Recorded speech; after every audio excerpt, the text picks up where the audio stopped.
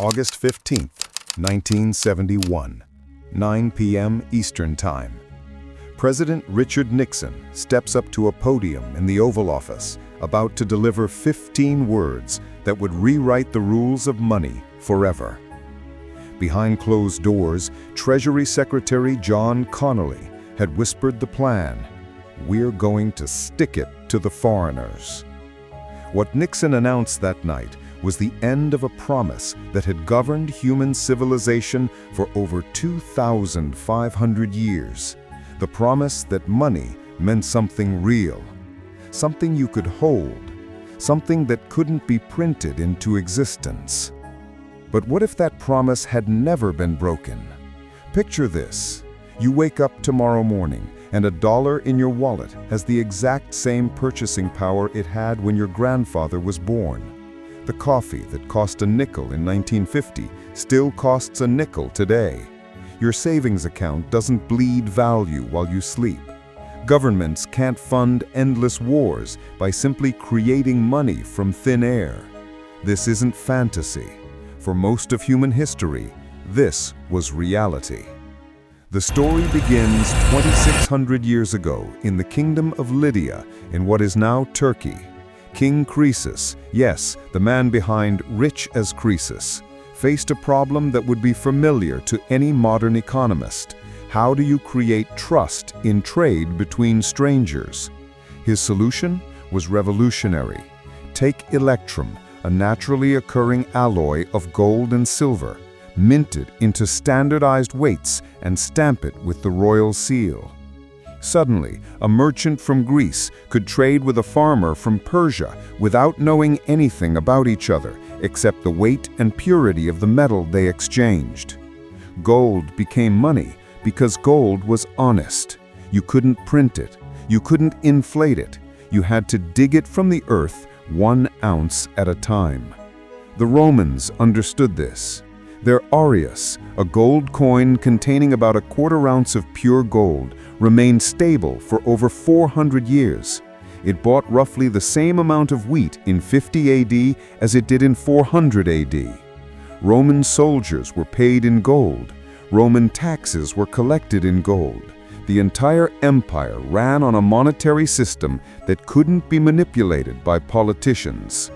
And the Roman Empire, for all its flaws, built roads that lasted millennia, aqueducts that still function today, and a legal system that forms the foundation of Western law.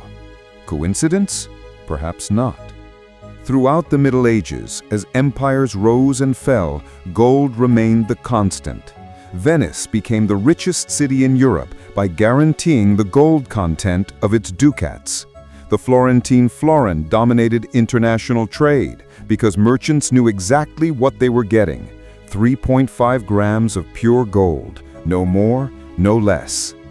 When kings tried to cheat by debasing their coins, mixing in cheaper metals, their currencies collapsed. The market always knew. Gold kept rulers honest, whether they liked it or not. Then came the Industrial Revolution, and everything accelerated. By the 1800s, Britain had formalized what became known as the gold standard. 1 British pound could be exchanged for a fixed amount of gold, about 7.3 grams of pure metal. Other nations followed suit: the German mark, the French franc, the American dollar, all backed by gold.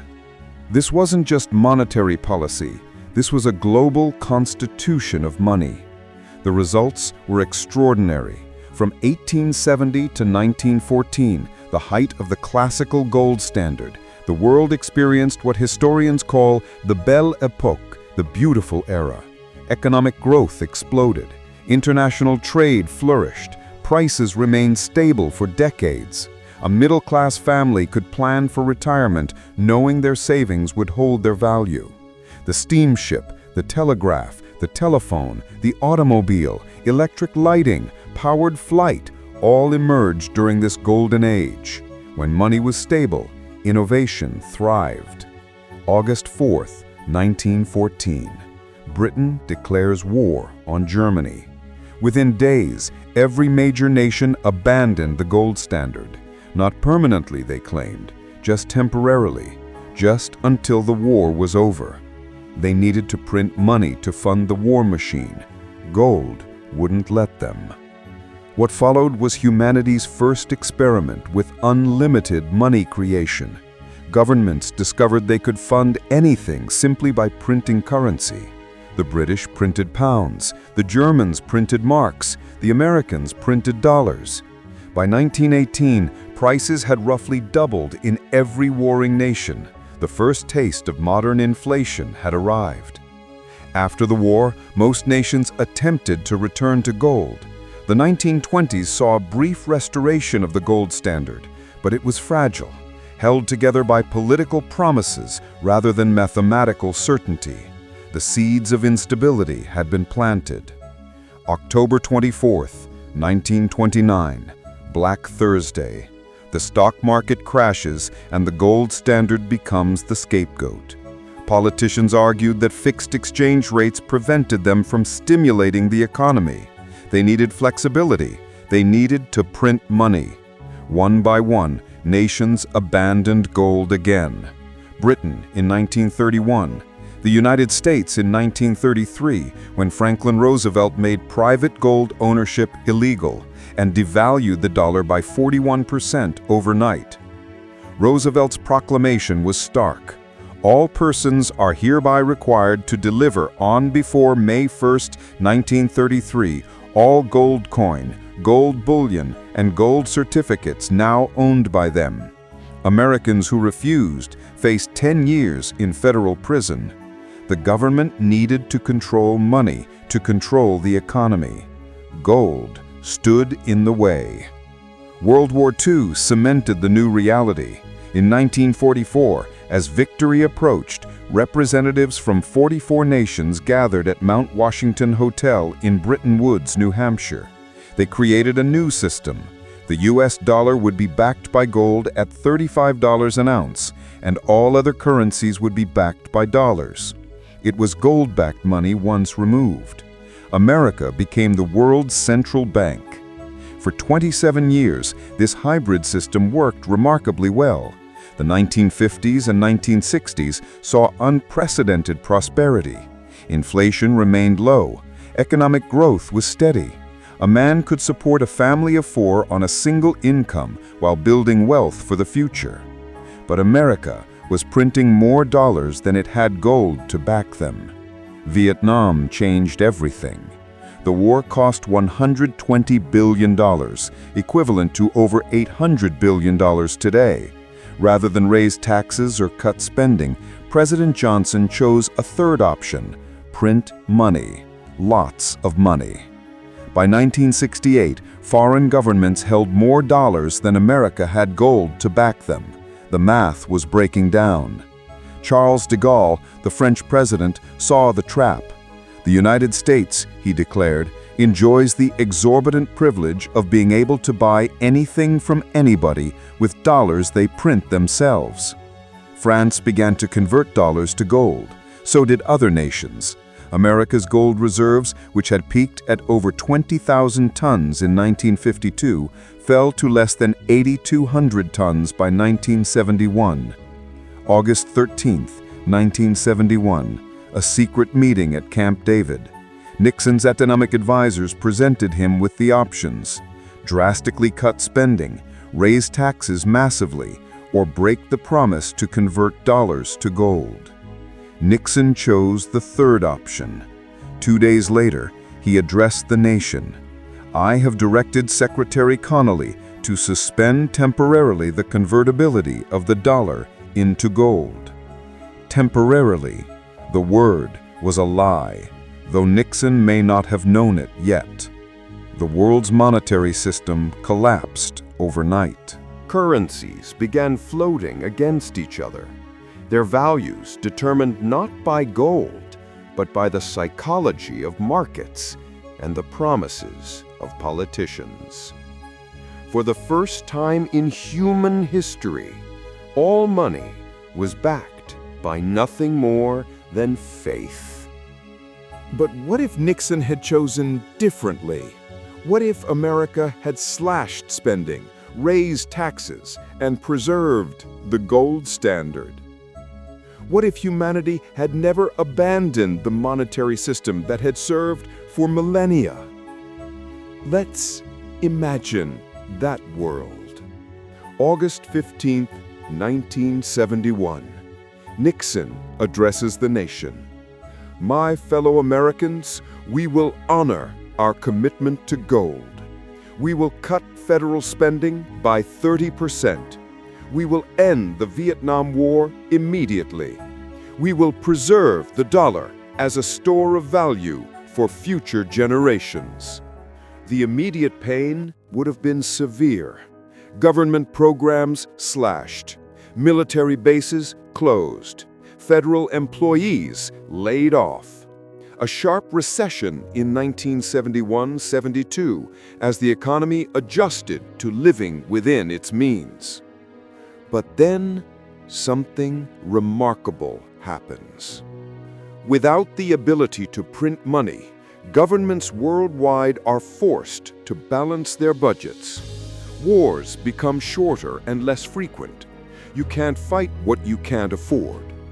Social programs are carefully designed to be sustainable rather than politically popular. The 1970s inflation crisis never occurs. Oil remains affordable because OPEC nations can't exploit a weakening dollar. Interest rates stay low and stable. Families continue to prosper on single incomes because their purchasing power isn't constantly eroded. Without cheap credit created from thin air, the economy grows more slowly, but more sustainably. The dot-com bubble of the late 1990s is smaller. Investors can't borrow infinite amounts of printed money to bid up worthless companies. The crash is minor. The 2008 housing bubble never inflates to dangerous levels. Banks can't package toxic mortgages because they can't create unlimited credit. The Great Recession doesn't happen.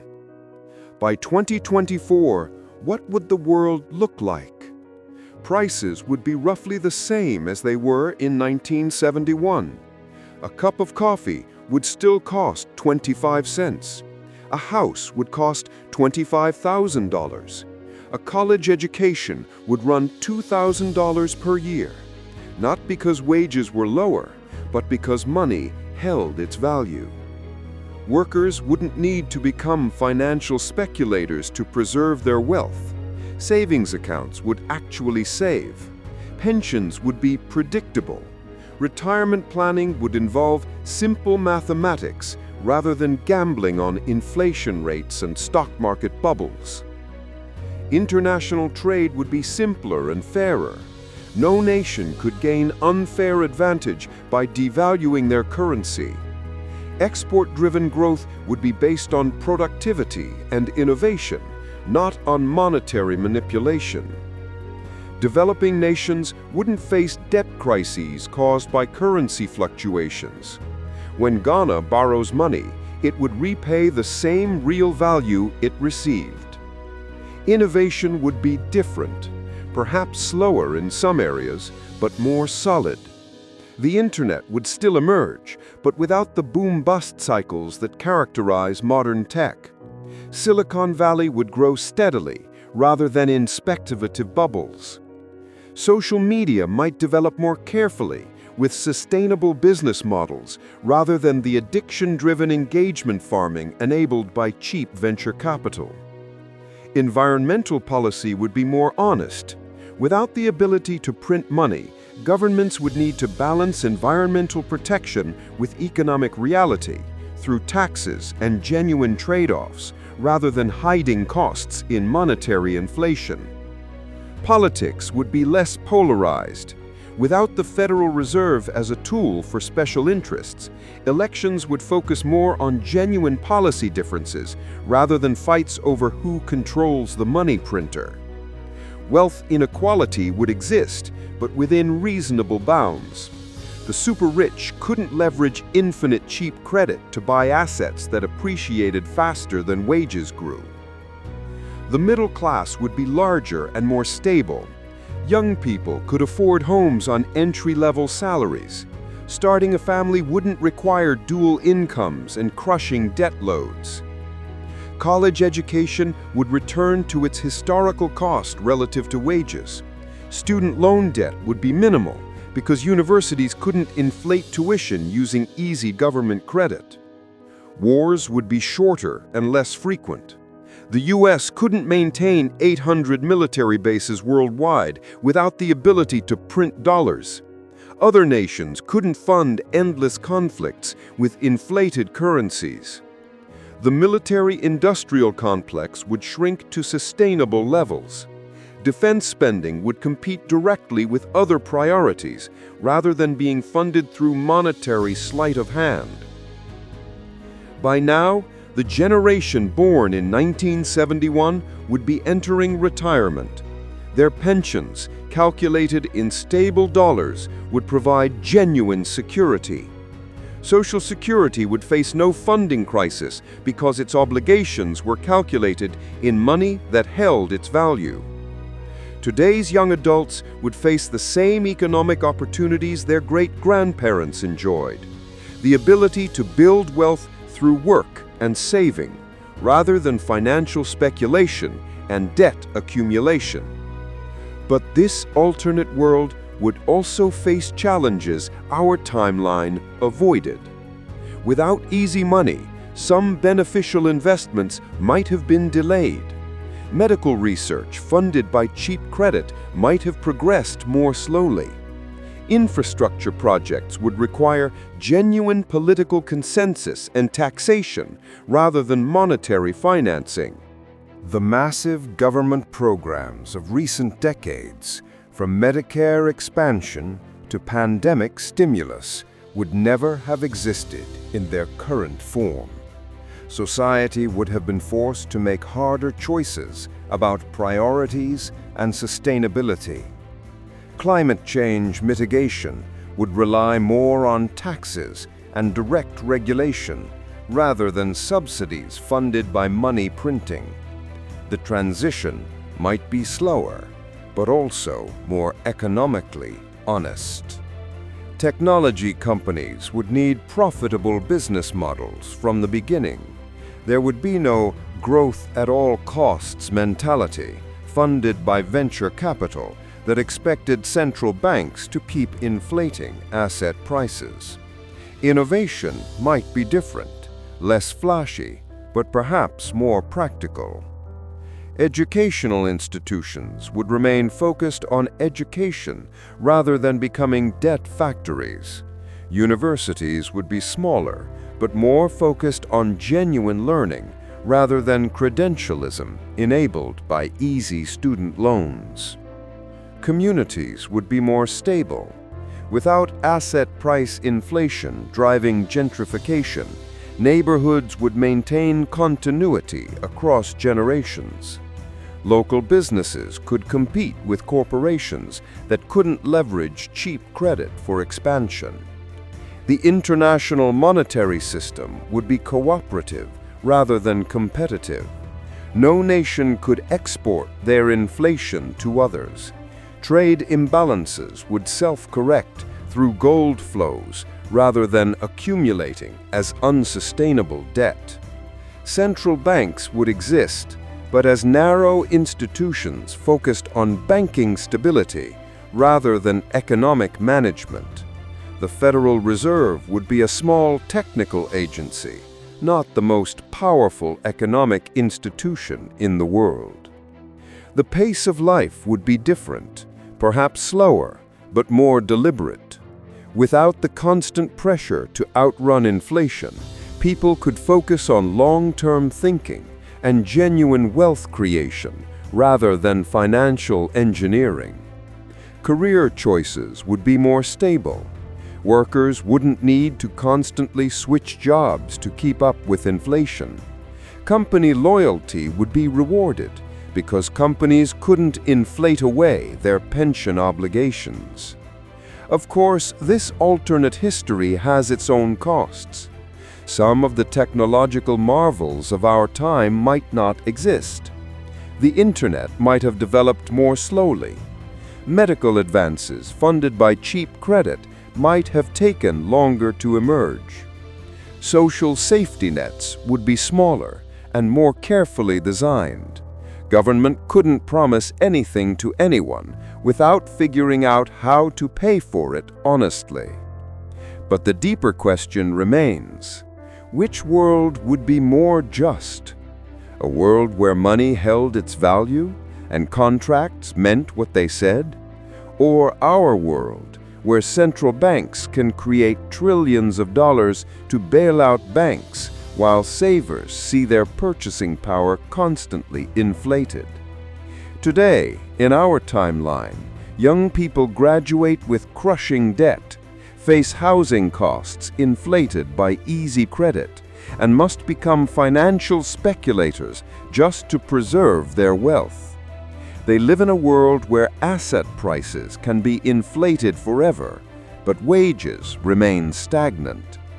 In the alternate timeline, those same young people would graduate debt-free, buy affordable homes on modest salaries, and build wealth through saving rather than speculation. But they would also face a world with fewer safety nets and slower technological change. The gold is still there, sitting in central bank vaults around the world. The United States still holds over 8,000 tons. Germany holds 3,400 tons. The IMF holds 2,800 tons. France, Italy, Russia, China all maintain massive gold reserves. They keep it for a reason. Despite 50 years of fiat currency, gold remains the ultimate monetary anchor. In times of crisis, central bankers still think in terms of gold. Today, millions of people mine Bitcoin and other cryptocurrencies, seeking what gold once provided: money that can't be printed. The entire cryptocurrency movement represents humanity's instinctive understanding that money should be scarce, predictable, and honest. But perhaps the most profound difference between these two timelines isn't economic, it's moral. The gold standard forced honesty. Politicians couldn't promise more than society could afford. Banks couldn't create credit from thin air. Investors couldn't leverage infinite cheap money. In the alternate timeline, children would learn about money the same way they learn about physics, as natural laws that can't be violated. A dollar would be a unit of measurement, like an inch or a pound, rather than a political tool. Every transaction, every savings account, every pension, every business plan would be based on mathematical certainty rather than central bank promises. The compound effects over 50 years would be extraordinary. Perhaps most importantly, people would understand what money actually is: a claim on human time and effort stored in portable form. Gold made this relationship clear. Paper money obscured it. Digital money has made it invisible. Nixon's decision on August 15, 1971, wasn't just about economics. It was about the relationship between citizens and their government, savers and borrowers, the present and the future. The world we chose prioritized flexibility over stability, short-term stimulus over long-term sustainability, political convenience over mathematical honesty. The world we didn't choose would have prioritized the opposite. Today, few people under 50 have ever held money that was backed by anything real. They've never experienced price stability. They've never known a world where saving money was a reliable path to prosperity. They accept inflation as natural, like weather. They don't realize it's a human choice. The gold is still there, in the vaults beneath Fort Knox and central banks around the world. Thousands of tons of metal that once backed the most stable monetary system in human history. Waiting. 53 years later, Nixon's temporary suspension continues. The experiment in unlimited money creation proceeds with results that compound daily. But gold remembers what money was, and perhaps someday humanity will remember too. The story of the path not taken isn't just about economics. It's about the world we chose and the world we might still choose.